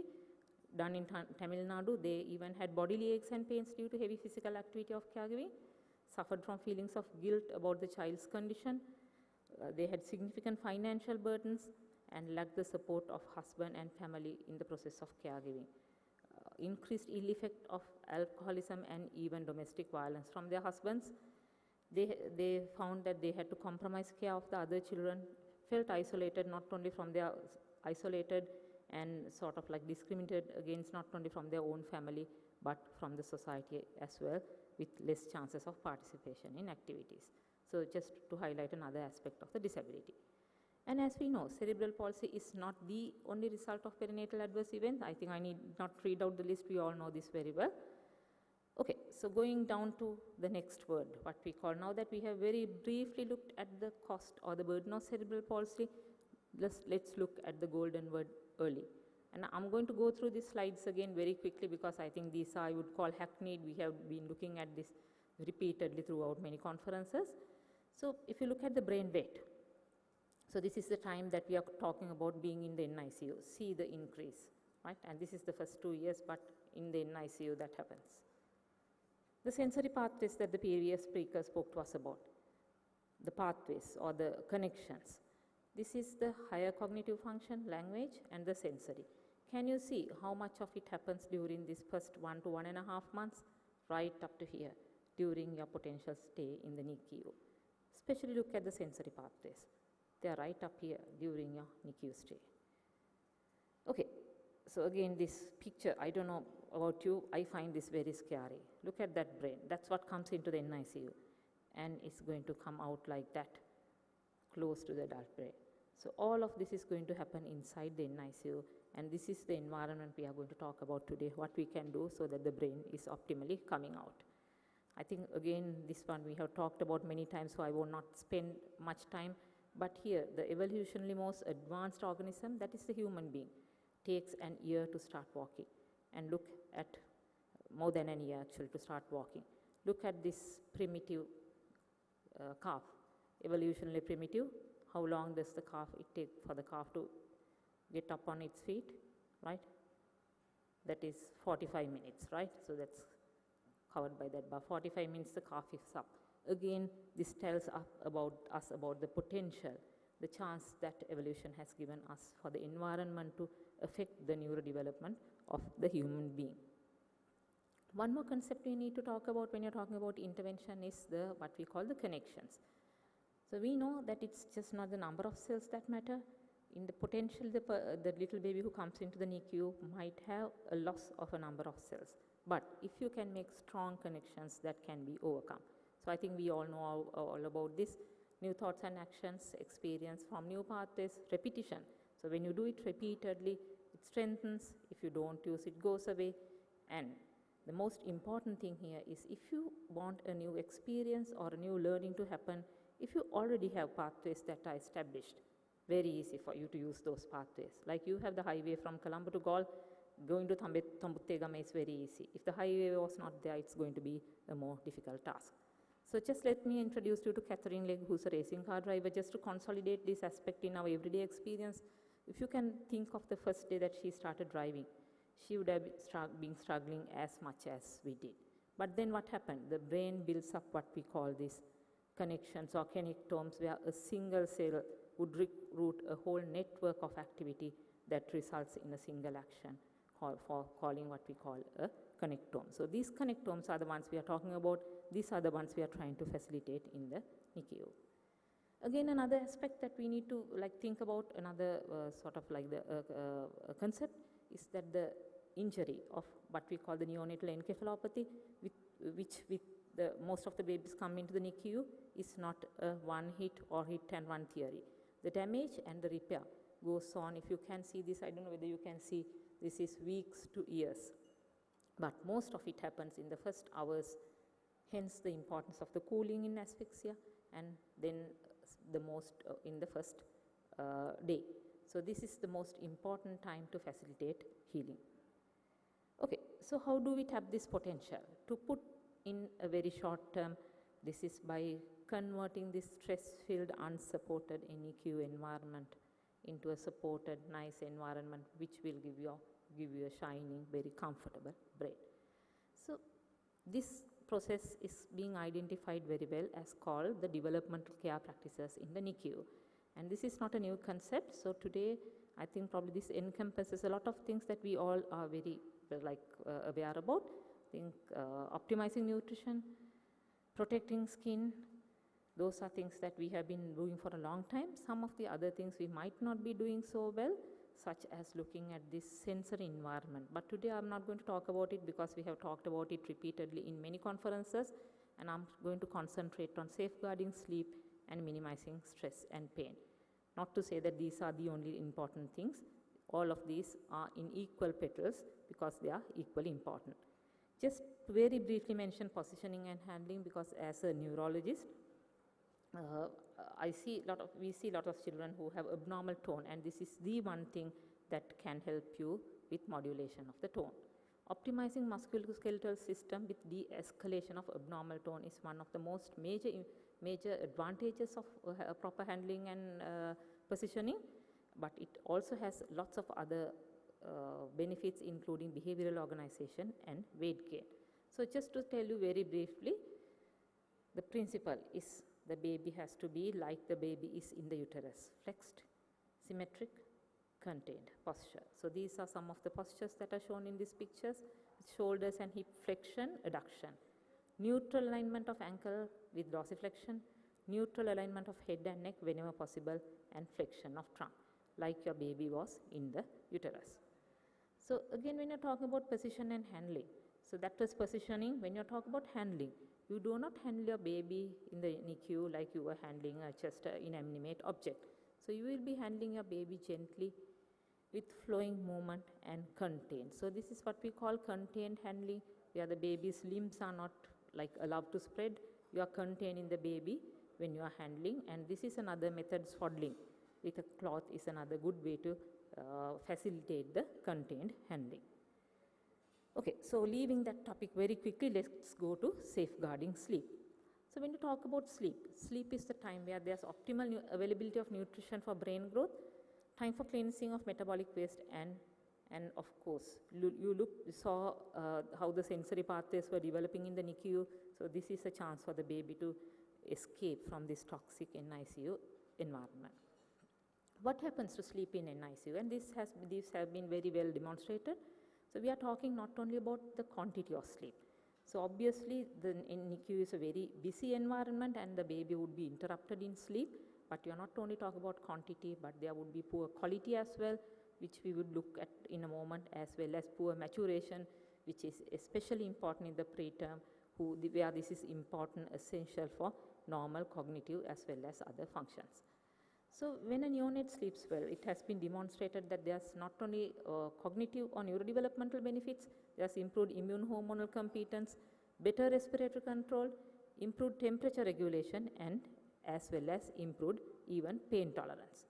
So going from there, just let's look at this diagram. So here is exogenous sleep or REM sleep. There is REM sleep, and this is non-REM sleep. During this active sleep, where most of the neonates or the preterm neonates time is spent, is happening what is called the endogenous stimulation, which mainly pertains to more than anything to building of sensory pathways. So do not disturb this, and you will have a neonate with abnormally sensory function. So just to highlight some other things. So the rest activity cycles are documented by 28 weeks and even by 24 weeks. At this time, the awake times are very difficult to identify, and the neonate would be almost always in sleep, and we all know that this is difficult or impossible to achieve inside the NICU. Going from there, when there's a young preterm, about 80% of the sleep is in active sleep. This is what you call the REM sleep or the active sleep. You can see during this time also the baby needs active sleep and endogenous stimulation, and the baby does not need stimulation from the rest of the environment for the baby's growth. The growth is endogenous, that is happening inside the brain while the baby is sleeping. So there's a progressive increase in the quiet sleep time by term there is about 50-50 quiet REM and non-REM sleep happening. And the term newborn sleeps only 70% of the time with 50% of active and REM and non-sleep REM sleep happening. So going from there, that's what we call the maturation of the sleep cycle. So in the NICU environment, with all this disturbance, not only the quantity and the quality of sleep abnormal, but this maturation process is also disrupted. So if you look at sleep and neurodevelopment just very more scientifically, so the alignment of the somatosensory, auditory, all the sensory cortices and their connections occur during the REM sleep or during the time that the baby is actively sleeping, especially in an early neonate. So when it comes to learning, during awake times we acquire information. During non-REM sleep, we discard the useless and take up the useful, and it is during this REM sleep or the active sleep that the meaningful consolidation happens. So if all these 3 cycles are there, the memory is going to be poor, our memory pathways, connectomes are going to be poor, and we are going to be a poor learner subsequently.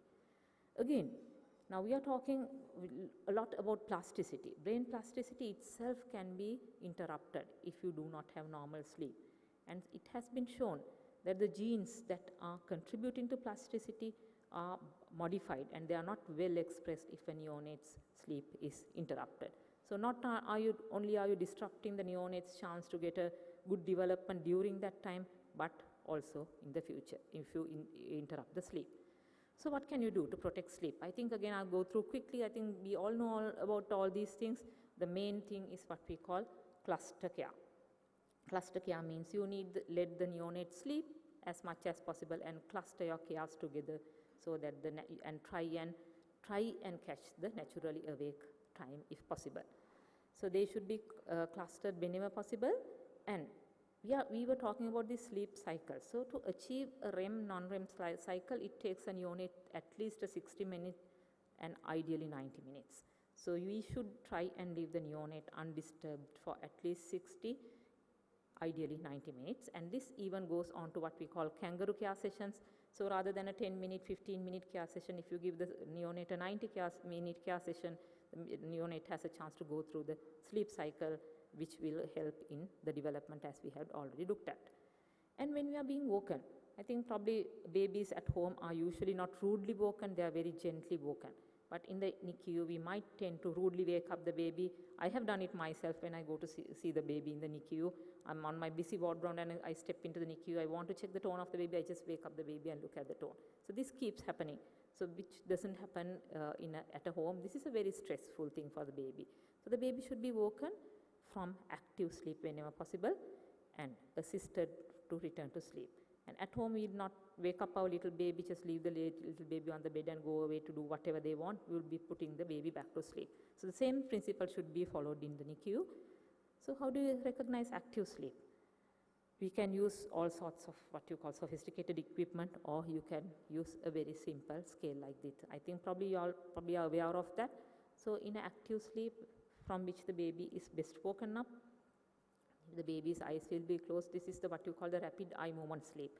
So you see rapid or slow eye movements under the closed eyelids, breathing, heart rate, muscle movements. All these will be there rather than in the non-REM sleep.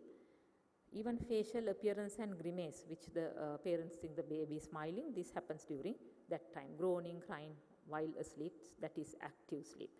Quiet sleep is opposite, no movements, regular breathing, baby is lying asleep. So wake up from that and not that.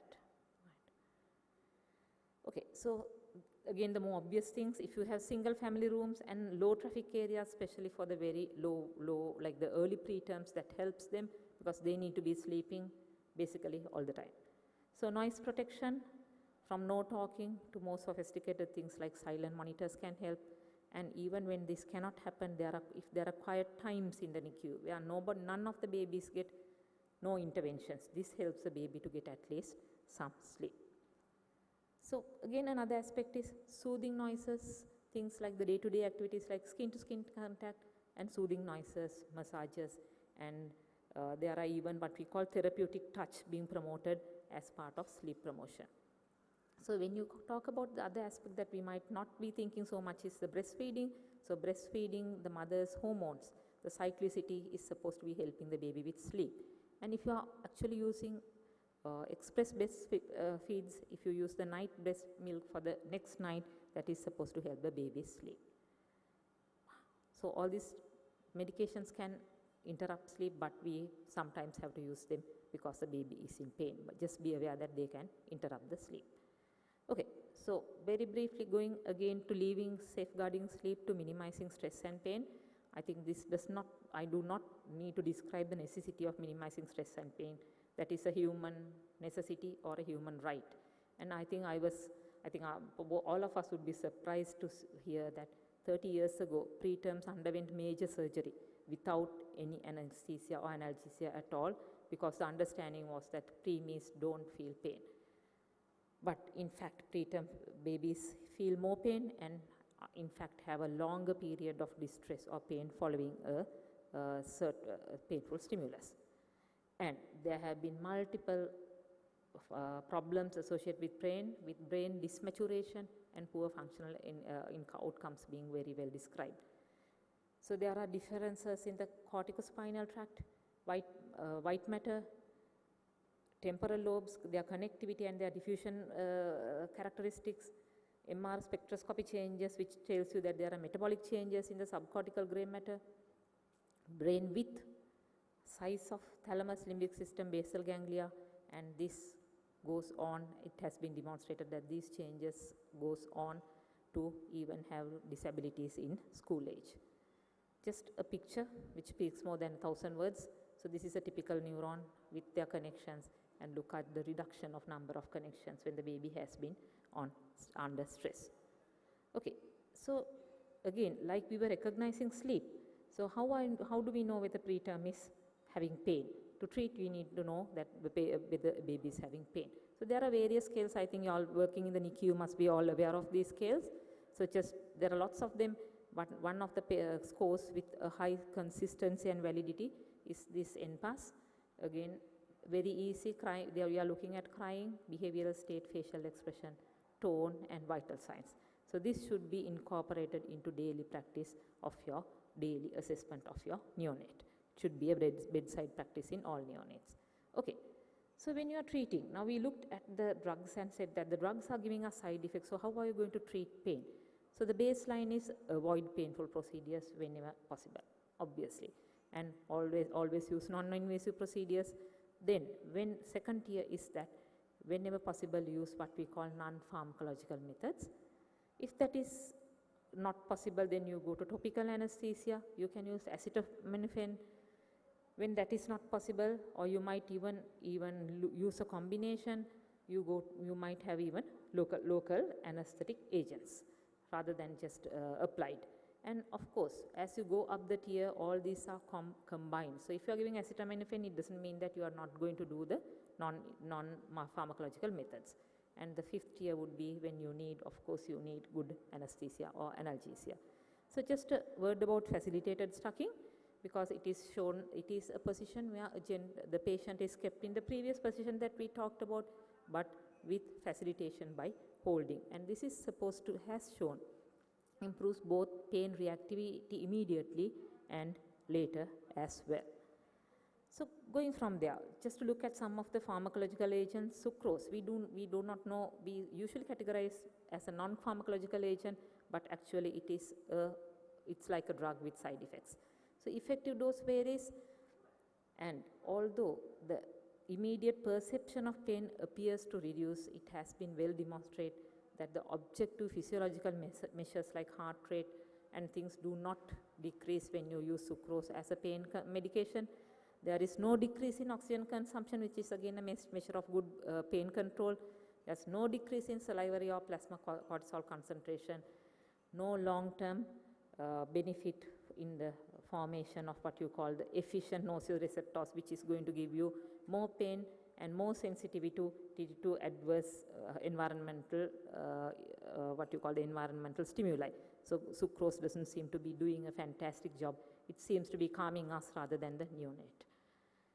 And in mice, it has been shown that there is a long-term alteration with repeated sugar exposure, long-term alteration with white and gray matter volumes with poorer short-term memory in adult mice. And in humans, it has been shown that there is poorer motor development, attention and orientation outcomes. So sucrose is like a drug to be used sparingly when your other non-pharmacological methods are not working. So then the other agents, I'm not going to again go extensively because I think the neonatologists know all about this when it comes to benzodiazepine. Side effects, bad side effects including death has been described, usually attributable to hypotension with bolus doses. And the preclinical studies, when you do not have like sentinel events, the preclinical studies have shown that benzodiazepines can increase cell deaths and give you long-term outcomes, again to be used sparingly when needed only.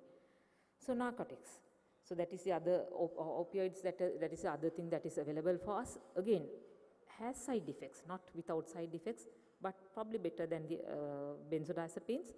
And there are things that you can do, so of course, to reduce the side effects, use the lowest dose, infusions if you use for a long time, increasing the use of the non-pharmacological measures in concomitants, and to distinguish pain from withdrawal symptoms. Do not treat just because you think it is pain. Actually assess for pain and see that it's not a mimic of withdrawal of the narcotics themselves, and also monitor if you have given sufficiently, with step back and wait without continuing by using objective pain scales. So ketamine is another new agent that's coming up. Old agents that being most used. I don't know whether you all use it in the NICU. In the older children, we find it very useful. Neonates literature is not robust, but it's very useful because the hemodynamic instability is very minimal. Maintains a respiratory drive. You can even give higher doses without going on to ventilation, and in fact, it can even improve the hemodynamic function with minimal effect only on the heart rate and the blood pressure. So these are the doses that can be used on your neonate. So we have looked at the neonatal nursery operating with optimal developmental care to optimize the neurodevelopmental outcome. And I don't think I need to speak about the next thing, because I think we had a whole talk dedicated to this, just to highlight on a word that is used in the nurturing care frameworks. So this has been shown to transform lives. So this neonate who has a very good time in a very well managed, developmentally friendly neonatal care should be going to a place where there is established nurturing care. These are things we tell the parents, because if you say nurturing care, sometimes the parents don't understand, but if you break them down, it's easy for the parents to understand. So you need to enable the caregiver to continue nurturing care at home. Robust early intervention programs, which we hope we are going to establish throughout the country, and assessment for level of need of intervention, which I have less for the last, because I think this onus of this also falls on the neonatologist. I think probably you all are already using these scales, but there are various things that can tell you this particular baby, you need to ensure that the baby goes to a developmental care program. 2 aspects: examination, radiological assessment. Radiologically, we can use ultrasound. MRI may not be available to us, and in fact does not add a lot of sensitivity or specificity to a good examination using objective scores. Hammersmith or the general movements. In fact, people have found that when we combine both of these together, you get an outcome that is almost equal to doing multiple MRIs or ultrasound scan. So thank you. I think this is the summary of what we have been talking about, and I'd like to thank the Perinatal Society, Dr. Samudra, Dr. Surant, and Dr. Asri for giving me this opportunity, and I'll also like to acknowledge Dr. Nishani Lucas, from whom I actually heard the first concept of developmental care in the neonatal nursery. Thank you.